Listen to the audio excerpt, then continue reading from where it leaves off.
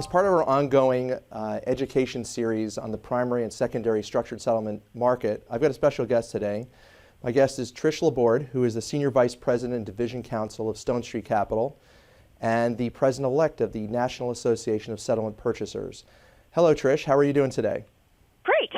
Excellent. Well, I understand that you're doing a interesting presentation at the upcoming annual meeting of the National Association of Settlement Purchasers on life contingent structured settlement payments and the difficulties and problems with pricing out those types of cash flows when people are trying to sell them. Could you elaborate a little bit for our listeners? Sure.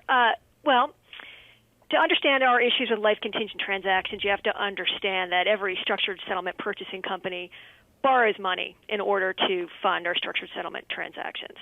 We go to a bank or some other institutional investor or some other source of financing to come up with the funds. And generally, what happens, that floor, that cost of funds, is the floor for the rates at which we assess our transactions. For example, if we borrow money at 6%, we obviously can't purchase a structured settlement payments for lower than 6% because we would lose money on every transaction. In life contingent transactions, since we will not get the payments upon the death of the annuitant, they are riskier for both us and our investor, and we have to do something to kind of hedge against that risk.